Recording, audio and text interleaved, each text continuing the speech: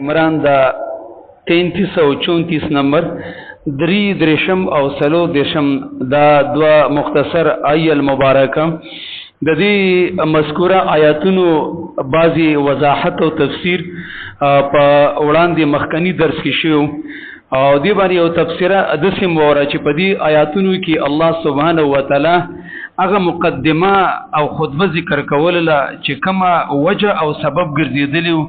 د هغه وفد د نجران دا صورت په هغه موقع باندې نازل شو چې کله د نجران د وفد په شکل باندې څه خلک راغلي او هغه نسوارو عیسایانو د عیسی علیه السلام اتباع او داغه پیروکار او داغه امتینو د نبی صلی الله علیه وسلم چې په دې باندې مناظره کوله چې ته عیسی علیه السلام په باره کې وی چې دا من خبر شو چې دا د الله بنده دی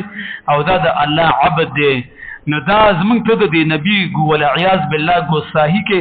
منګه هغه د الله زوی ګڼو ابن الله ته ویو دغه رنګ منګه هغه الله ګڼو وجه دا ده د عیسی علیه السلام د اولوهیت ځکه قایلو چې د عیسی علیه السلام پیدایش د عادت نه خلاف په ناشنا طریقه باندې شوی دی بې پلاره پیدا شوی دی نو د دې د وجه نه ځکه ته منګه د الله زوی وی ول عیاذ بالله الله سبحانه و تعالی د آل عمران د عیسی علیه السلام د نیکونو او داغه د ټولو کورنۍ تاریخ ذکر کړی دی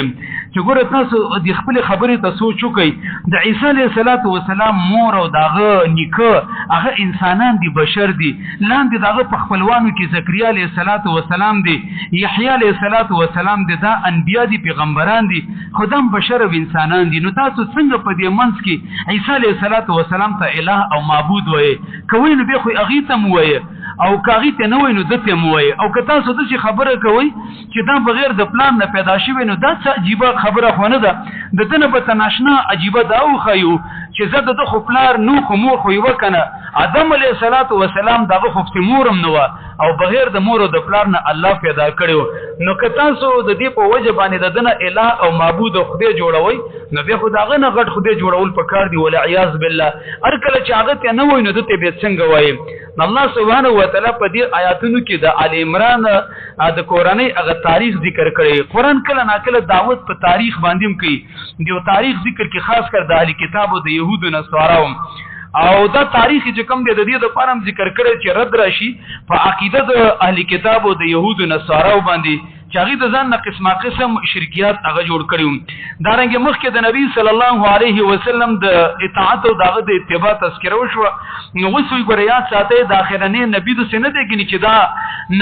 یو د پیغمبر دی او دا غني په دنیا کې پړمبیزل باندې دا کارو شو نه د دنه مخکې الله سبحانه و تعالی په دنیا کې ډیر پیغمبران را لېګلي آدم علیه السلام ته وګوره نوح علیه السلام ته وګوره ابراهیم علیه السلام ته وګوره وما كنت بدعا من الرسل ته چې کوم د پیغمبرانو کې ناشنا نه مخکې ممداسي پیغمبران را لېګلي دي دا رنګ دي آیاتونو کې نور ځین سازیم دي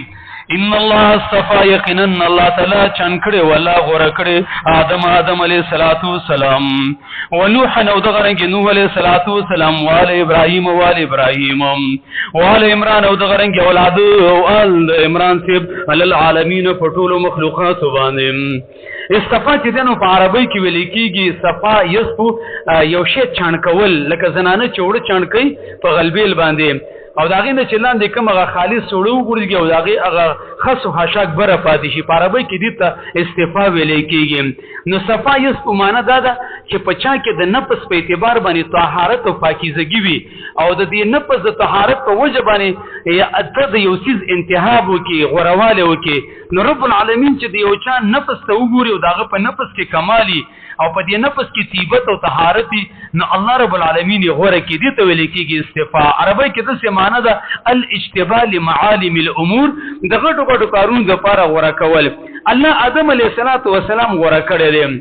دا درې انسانان چې ذکر کړی تا مونږ په انساني تاریخ کې ډېر ناشنا نمایه حیثیت لري لکه تو ګور آدم علیه السلام د تمامو انسانانو پلار دی ابو البشر دی بیا نوح علیه السلام د ابو البشر ثانی وي آدم ثانی وي ځکه په طوفان نوح کې هم انسانان هلاک شوي او انسانیت غرق شوی وروسته بیا انسانیت د توالد او تناسل کې راغلی دی او ابراهیم علیه السلام چې دنو عام پیغمبران د په اولاد کې راغلي نو دا درې هغه انسانان دي چې په انساني تاریخ کې ډېر نمایه حیثیت لري آدم علیه السلام الله غوړه کړو څنګه یو استفا په دې طریقه باندې چې دې په خپل ناز باندې جوړ کړو څنګه د الله د شان سره خایيږي وخلق آدم بيده ملائکه دې ته په سجده باندې اچولې وي جنت کې دی وسولې دغه رنګ تعلیم د اسماء ور کړو ناشنا استفا دلته نقطه ده هغه دا چې د دنم سهو هتای وشولله او د ابلیس نه مشولله لیکن ابلیس راولګي د په خپل ګناه باندې سټینګ ودرېدو او آدم علیه السلام نه چې کله خطای وشوله نغه ته د خپل غلطي او د خطای احساس شو د خپل قصور اعتراف کو زری ویل چې ربنا ظلمنا انفسنا وان لم تغفر لنا وترحمنا لنكونن من الخاسرين نو الله دغه انتخاب کو ته ګوره تاریخ کې راغلي د نبوت آدم علیه السلام تر د خطاینه رسته ملاو شوی نو الله سبحانه و تعالی دې آیت کې موږ داسې انساجي کوي د آدم علیه السلام په نوم غسلو کې چې یاد ساتي زه انتخاب د هغه چا کوم په خپل دین کې هغه څوک استعمالومه څوک چې خپل غلطي مني د خپل غلطي اقرار کوي او هغه کې تواضع او عاجزي منګه اکثر د دین کار کې ولې نه استعماليږي وجه دا چې موږ د ګناونو د پر عذرونه وي دلایل لوي که زمونږ نه چرته ګناه وشي څوک متوجي کی چلکه د خطا کار کو د شریعت نه خلاف کو موږ لیسه باغی باندې غوسه راځي فزیاده دی باندې چې موږ کې تواضع راشي عاجزي راشي او دغه رنګ موږ چې کم د داغه ته جزاکم الله خیر وایو موږ ایسه چې کم د په هټ درمۍ باندې راشو او داغه د پر دلایل او عذرونه ودی د وجنه الله رب العالمین ځکه موږ په دین کې ډیر نه استعمالي تاسو دې خبرې ته وګورئ